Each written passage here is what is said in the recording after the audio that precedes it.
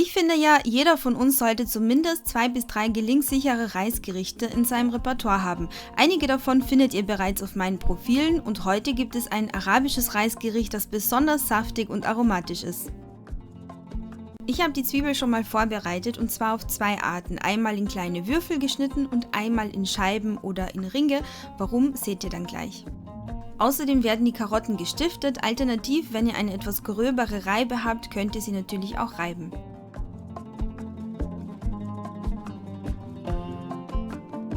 Zudem brauchen wir ein kleines Stück Ingwer, das wird fein gerieben und jetzt folgt die Hauptzutat und zwar der Basmati-Reis.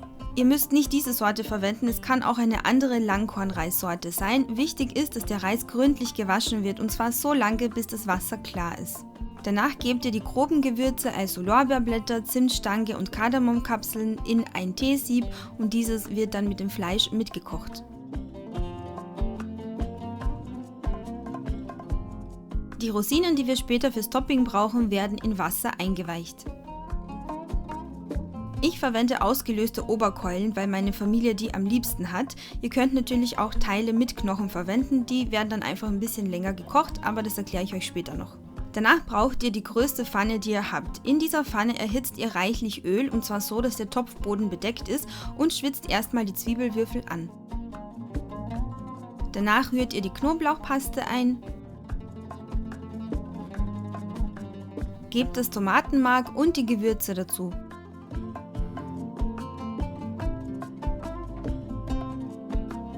Löscht alles mit den passierten Tomaten ab und gebt die Hälfte des Wassers dazu, also 500 ml von insgesamt einem Liter. Legt die Fleischstücke in die Pfanne und achtet darauf, dass das Fleisch unter der Soße liegt.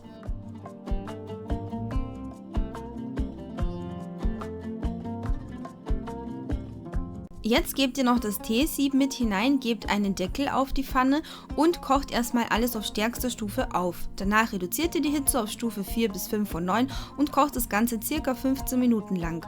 In der Zwischenzeit könnt ihr die Röstzwiebeln für das Topping vorbereiten. Dafür erhitzt ihr in einem Topf etwas Öl und wenn es so schön blubbert, dann wisst ihr, es ist heiß genug.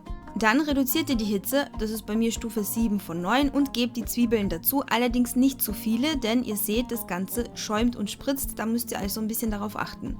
Achtet auch darauf, dass ihr den Topf nur zu 1/3 mit Öl befüllt, damit das Ganze dann oben nicht überschäumt. Sind die Röstzwiebeln goldgelb, könnt ihr sie herausnehmen und auf ein Stück Küchenrolle legen. Danach bestreut ihr sie mit etwas Salz. Das war übrigens die einfache, schnelle Variante, Röstzwiebeln zuzubereiten, es gibt nämlich mehrere Arten und Rezepte. Nach ca. 15 Minuten ist das Fleisch bereit und ihr könnt es auf ein Backblech legen, mit etwas Backpapier ausgelegt, bestreicht es mit der Marinade und jetzt wandert es in den Ofen bei 200 Grad Ober-Unterhitze für ungefähr 15 Minuten. Falls ihr Fleischstücke mit Knochen verwendet, dauert es ca. 5 bis 8 Minuten länger.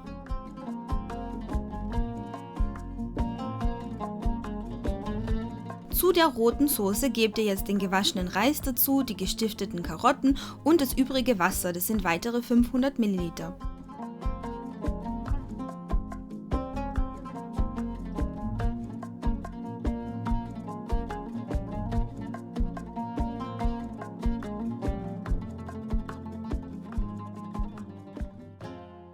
Diese Zutaten wiederum kurz aufkochen, danach die Hitze reduzieren, bei mir ist das Stufe 5 bis 6 von 9, Deckel drauflegen, ganz wichtig und jetzt köchelt ihr das Ganze, bis der Reis die Flüssigkeit aufgesogen hat. Das dauert in der Regel 15 bis 20 Minuten.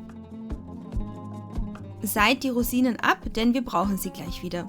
Ich habe aus dem Topf, in dem ich die Röstzwiebeln zubereitet habe, das Fett entfernt und röste darin die Mandelstifte an. Danach füge ich noch die Rosinen hinzu für weitere 1 bis 2 Minuten und das Topping ist bereit.